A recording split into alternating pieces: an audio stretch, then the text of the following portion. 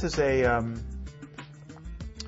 common criticism, the idea that the atheist is guilty of a literalist reading of Scripture, no better than the reading of fundamentalists. And it's a very naive way of approaching religion, and there's a far more sophisticated and nuanced view of religion on offer, and the atheist is disregarding that.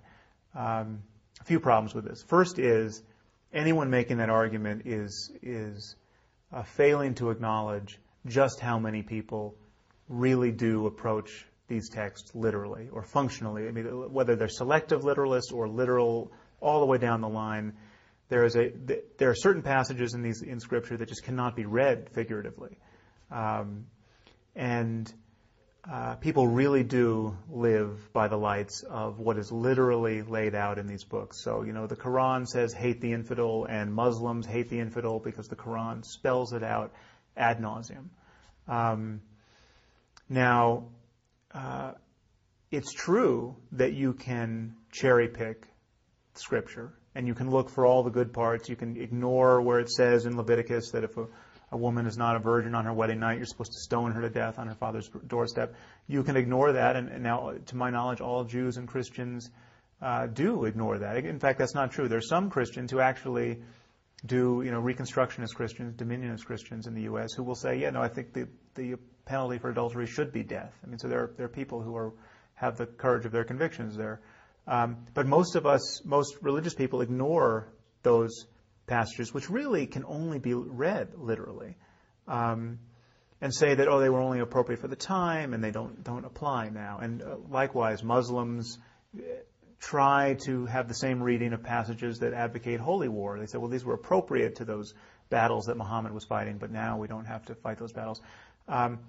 This is all a good thing, but we should recognize what's happening here. People are feeling pressure from a host of all too human concerns that have nothing in principle to do with God. I mean, secularism and human rights and democracy and scientific progress, these have made certain passages in Scripture untenable. Okay? So this is coming from outside religion.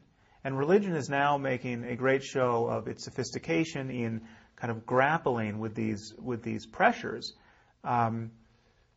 Once again, this is an example of religion losing the argument with modernity. It's an example of the recent shooting at Virginia Tech. The mother of the shooter recognized that there was something wrong with her son. He's suffering from some kind of mental problem.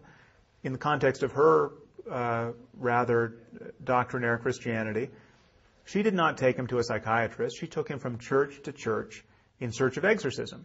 She actually found a church that performed an exorcism. So just picture this. There's some, we have an atrocity in the making. We have a dangerously mental ill college student. We have a concerned mother whose worldview about mental health is trimmed down through the keyhole of a kind of medieval Christianity. And we have a church willing to put forward its expertise in the performance of an exorcism. It would be a lot better if everyone involved had a 21st century view of mental health.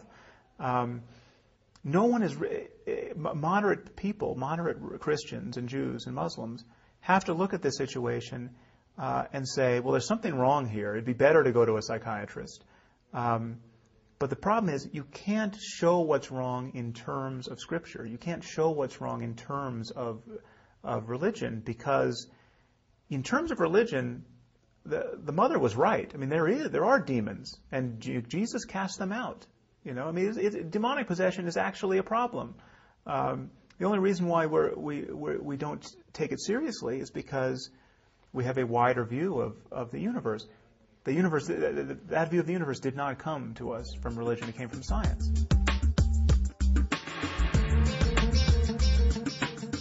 Let's just grant the possibility that there is a creator God who's omniscient, who occasionally authors books. And he's going to give us a book, the most useful book. He's a loving God. He's a compassionate God. And he's going to give us a guide to life.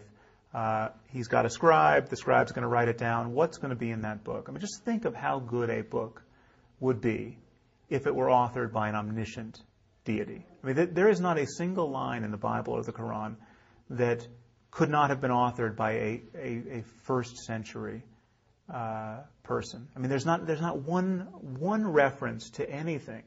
There are pages and pages about how to sacrifice animals and keep slaves and who to kill and why. There's nothing about electricity.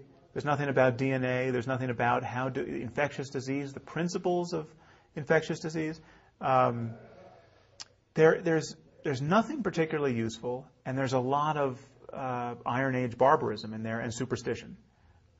This is not a candidate book. I mean, I can go into to any Barnes and Noble blindfolded and pull a book off a shelf which is going to have more relevance, more wisdom for the 21st century than the Bible or the Quran. I mean, it's really not an exaggeration.